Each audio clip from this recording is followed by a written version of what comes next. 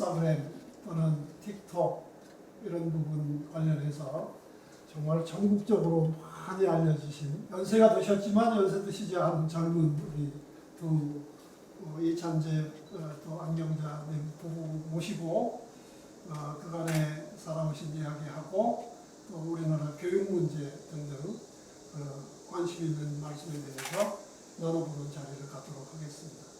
귀한 시간 내주셔서 감사합니다. 이민 가게 된 거는 저희 때문에 이민을 갔어요.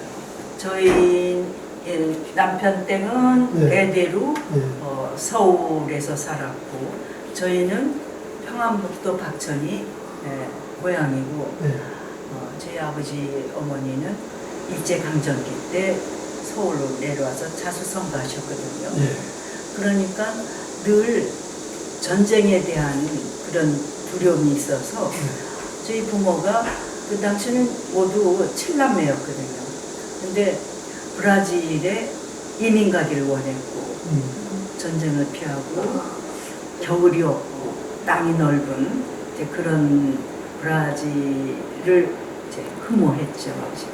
그래서 14년도에 이민 가셨는데, 그때는 7남매 중에 위로 딸 셋, 결혼한 딸 셋은 남겨두고 아들 셋, 딸 하나 데리고 가셨어요.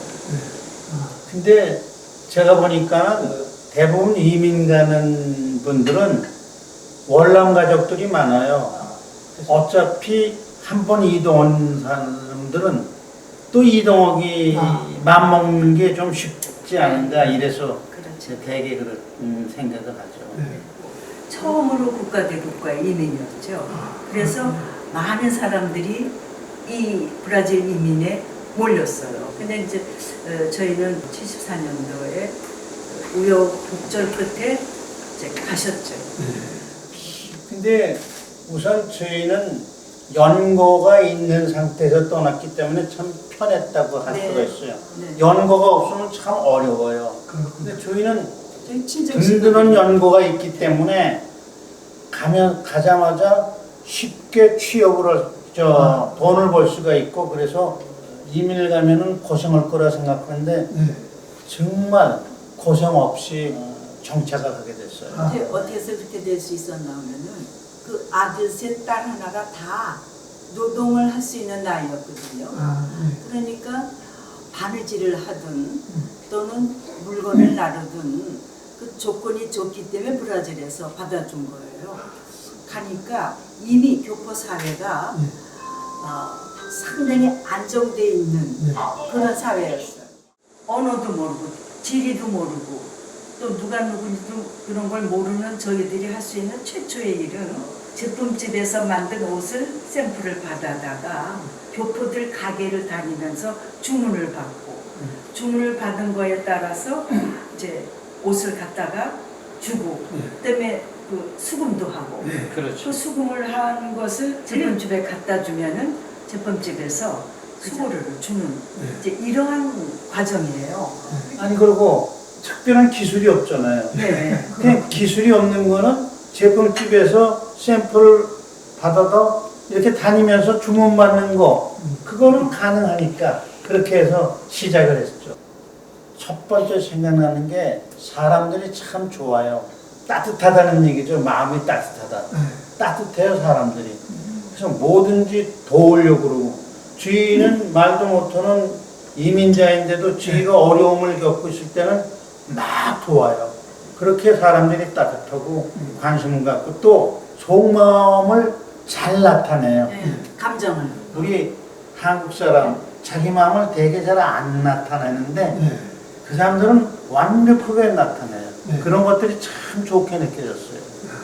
근데 이제 저희가 살았던 데는 상파울로라고 하는 브라질 최고의 도시에서 살았는데, 그 상파울로라는 도시가 최고의 도시인 까닭은 이민의 각종 이민들이 다 모여서 사는 상업 중심, 경제나 물론 교육도 그렇고. 그런데 거기서 36년을 살면서 항상 느낀 거는, 야, 브라질은 정말 큰 나라야. 큰 나라의 의미가 뭔가 하면 모든 걸 다 느긋하게 받아줘요. 예를 들면 브라질 월드컵 때 저희가 네. 거기 있었는데 예. 브라질 사람들도 살기가 점점 힘들어지니까 네. 그거 왜 하느냐. 왜냐면 그때는 장사가 안 돼요. 예. 그거 응원하고 그거 보느라고. 그러니까 막 반대하고 막 데모를 할 정도였거든요.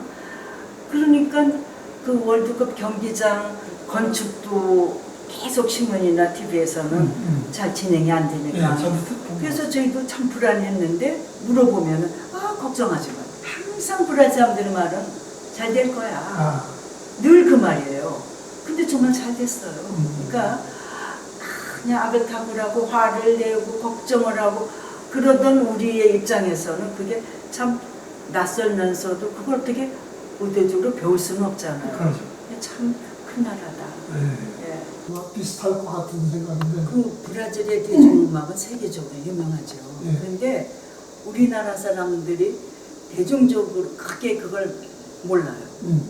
예를 들면은 가로타지 이빠네마, 그러니까 이빠네마의 소녀라는 그런 제목의 노래가 있는데 처음 제가 그걸 들었을 때는 전혀 어떤 감흥이 안 왔어요.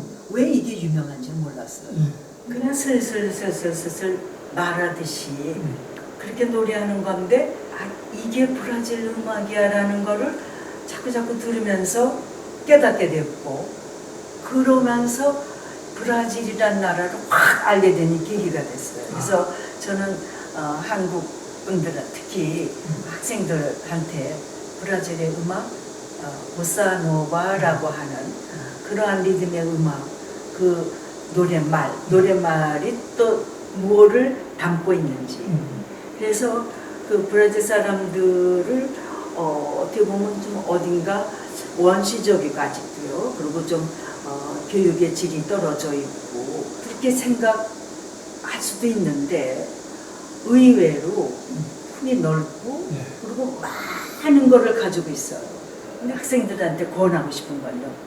브라질의 음식 공부를 좀 하는 것이 브라질 음식. 왜 그런가 하면 장차는 브라질하고 한국과의 관계가 더욱 깊어지고 더욱 다양해질 거거든요. 예. 왜냐하면 그래. 너무 멀어서 아. 가기도 힘들죠. 미처 마음이 안 가는데 네. 앞으로는 브라질에 관심을 가지고 뭔가를 연구하게 되고 들여다보게 되면 아마 내일이 열릴 거라고 봐요. 우선 음식 그러면요. 상파울은 아까도 얘기했지만 여러 민족이 살아요. 네. 그래서 음식 좋아하는 사람들이 상파울에 살았으면 최고예요. 음식의 천국이라고 말했어요. 왜 그러냐면 사실 외식집 보면 일본 사람, 중국 요리는 중국 사람, 네. 이태리 사람도 있으니까 이태리 요리, 뭐 스페인 요리는 스페인 사람이 직접 해. 그러니까 제맛을 느낄 수가 있죠. 우선 그렇게 다양하다는 거. 그러면 여기에 이제 브라질 음식 중에 대표적인 게 있지만 그 중에서 제가 페이조아다라는 거를 페이조아다. 페이조아다. 페이조아다. 그대로 FEI 국민 음식이에요. J.O. 국민 음식. 페이조. 돼지를 통째로 삶았다고 할 정도로 아. 돼지의 모든 각 부분을 부분 주는 거예요. 코, 귀, 아. 그러니까 버리는 거. 아. 그 백인들이 버렸던 거, 네. 장애인들은 안 먹었던 거를 던져준다. 너희들이 그걸 넣고 죽이죠, 죽. 그러니까. 이런 검은 콩 같은 걸 넣고 제가 그걸 먹으면서 어떤 느낌을 가졌냐면 천상의 음식을 가져가라 그러면 이거 하나는 가져가야겠다. 왜 그러냐면요. 전 먹는 걸 좋아하는데 처음으로 그 음식 먹으면서 느낀 게 뭐냐면 이게 먹는 도중에도 여기서 침이 나와. 이게 되게 먹기 전에 이렇게 침이 이렇게 나오잖아요. 먹는 도중에도 나와. 이건 내한테 최상의 음식이라고. 정말 이민간 가정의 부모들은 부모 역할을 못해요. 첫째는 그 나라의 언어를 모르니까 언어를 모른다는 얘기는 신문을 읽을 수도 없고 주변의 브라질 사람이나 하고 정보를 받을 수도 없고 또 서로가 사는 일에 너무 집중하다 보니까 한가하게 대개 아들은 어떻게 했어? 뭐 이렇게 물어볼 수 그러니까 말하자면은 아이들을 이제 저 혼자 컸다 볼까요? 다행히도 애들이 잘 이제 자라줬는데 그 대신 저희들이 할 수 있는 거, 그러니까 집을 얻을 때, 아파트를 얻을 때 학교 바로 앞에다. 그래서 내가 이렇게 이제 우리 방에서 내려다보면 아이가 지금쯤은 도착했겠다 하면 몇 분 후에 교문 들어가는 게 보여요. 그런 데다가 우선 집을 얻었고 그 가까운 데에 이사했잖아요. 그 학교가 말하자면은 대입 최고의 학교예요. 사립학교인데. 사립학교. 예, 그리고 교포들의 자제들이 많이 들어가는 학교라는 걸 아니까 이제 그렇게 이사 가서 넣었는데 거기는 이제 우반열반이 있어요. 그리고 브라질은 낙제 제도가 있어요. 그러니까 아이들한테 너 우반에 들어가야 된다. 낙제 그 말을 안 하고 낙제만 하지 마라. 예. 아니 그러니까 아이들한테 강요하진 한 게 없어요 거의. 자기가 하고 싶은 대로 뭐 자유분방하게 키웠다고 해도 괜찮을 정도. 다만 그런 말은 했다는 얘기죠. 낙제는 어디? 실제로 그 반디에란치 학교 에스콜라 반디에란치에서 제일 이제 원하는 대학은 상파울루 대학이에요. 그 상파울루 대학은 그 상파울루 주에서 경영하는 대학이고 4년 동안 등록금이 없어요. 그러니까 교포들은 우선 그 문제로라도 열심히 아이들이 들어가길 바라지만은 거기를 나왔다 하면은 취업이라든지 사회적인 존중이라든지 심지어는 대학을 나와서 잘못을 저질러서 교도소에 가도 대우를 받는데요. 그런 정도로 그 학부열이라든지 거기에 대한 그 존경심이 큰 나라거든요. 그러니까 또 공부도 잘 시킬 거고 그래서 거기를 이제 목표로 하는 그런 학교였어요. 그리고 아들아이는 반데란치를 졸업을 하면서 대학을 뉴욕으로 갔어요. 그래서 이제 뉴욕에 파슨 스쿨이라는 데를 이제 보냈어요. 근데 그것도 자기가 다 알아서 그리고 거기서는 어떤 시험은 필요 없다, SAT도 필요 없다, 뭐 이제 이러고 그리고 그 작품 같은 거를 쫙 만들어서 슬라이드를 만들어서 보내는 건 다 지가 했죠. 그러는 거를 처음으로 배웠어요, 제가. 그러는 거로구나. 그렇게 해서 지가 간 거고. 딸아이는 이제 4년 후인데 걔는 아들아이를 미국에 보낼 때는 저희가 장사가 괜찮았어요. 근데 브라질 경제가 점점 떨어지면서 저희들도 장사가 안 좋았고 그럴 때였기 때문에 얘는 유학을 못 보내고 그 상파울 대학에 인문계열 특히 포과에 그래도 붙었어요. 브라질에서 상파울로에서 국제학교에 그 아이비 코스 활동을 했기 때문에 한국의 문학, 외국의 문학 이런 거에 대해서는 참 자신 있고 그 분석이나 해석이나 논문 쓰는 거에 대해서 그런데 얘네들 중학교, 고등학교 더구나 수능고사 준비, 모의고사 준비 이런 걸 같이 하면서 제일 먼저 놀라운 거는 교과서가 너무 어려워요. 교과서 자체 내용이 너무 어렵고 내가 그전에는 한 번도 배운 적이 없는 그러한 그 고전 문학이 통째로 나오고 그 다음에 이제 시험을 보는데 시험 문제를 이제 가져와요. 이제 이런 거. 근데 우선 지문이 너무 길고 그럼 이제 그렇다고 해요. 그걸 다 이제 해석을 해주니까. 근데 문제가요. 문제를 하고 그다음에 5개가 있잖아요. 그 문제 자체가 너무 어려워요. 거기에 쓰여지는 낱말들이 어려워요. 그리고 1, 2, 3, 4, 5가 내가 보기에도 참 교묘하게 머리를 써서 냈구나. 그렇죠. 네, 그래서 우선 1, 2, 3, 4, 5 고르기 이전에 문제에서 얘네들이 막혀요. 이제 그러면서 어떻게 만점자가 나올까 저는 아주 신기하고요. 그러니까 이러한 수능고사 시스템 자체가 아이들을 너무 괴롭히고 있고 가르치는 선생님들은 어떻게 가르칠까 이걸 염려하게 됐고요. 네. 이제 또 하나는요. 네. 물론 김영란법 이해가 돼요. 네. 그래서 저는 스승의 날이라고 하는 말을 없애고 차라리 교사의 날이라고 하자.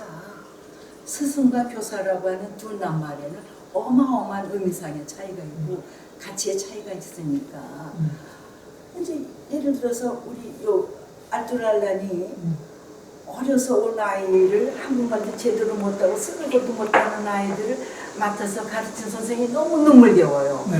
그럼 나는 할머니로서 브라질 요 커피가 왔어요. 그래서 한 봉지 아주 작은 한 봉지를 좀 갖다 드리고 고맙습니다 하고 싶거든요. 네.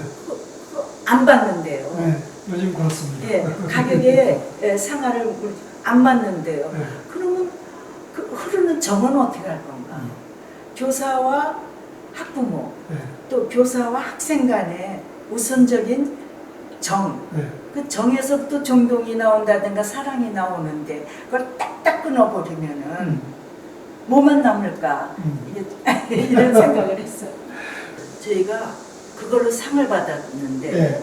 왜 상을 받았는가 하면 첫째는 가족의 협업이에요. 그러니까 우리나라뿐만이 아니고 미국도 외국도 다 가족이라는 게 자꾸 틈이 나고 붕괴되는 이런 현실인데 늙은 아버지 엄마 그다음에 결혼한 아들과 딸이 같이 뭔가를 해낸다는 것에 가치를 주신 것 같아요. 아들은 영어로 딸은 포어로 이러한 과정에서 지금까지도 항상 엄마 이거는 무슨 말인지 모르겠어. 우리 딸아이는 어려서 이민을 갔으니까. 그래서 이제 그런 거 얘기해주고 이건 이런 메타포야 하고 얘기해주면서 그냥 어떤 때는 막 토론도 하고 어떤 때는 제가 양보를 해서 고치기도 하고 애들이 이해하기도 하고 그러거든요.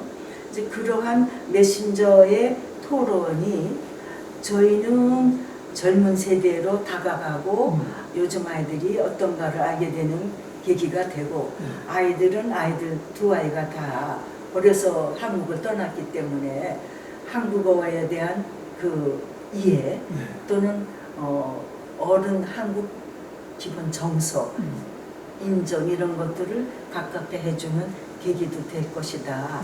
이제 이런 생각을 하는데 그거를 떠나서 그러한 우리의 것이 다른 세계 사람들, 팔로워들에게도 그대로 공감을 준다는 게 그래서 복음이네, 동서라는 게 같구나.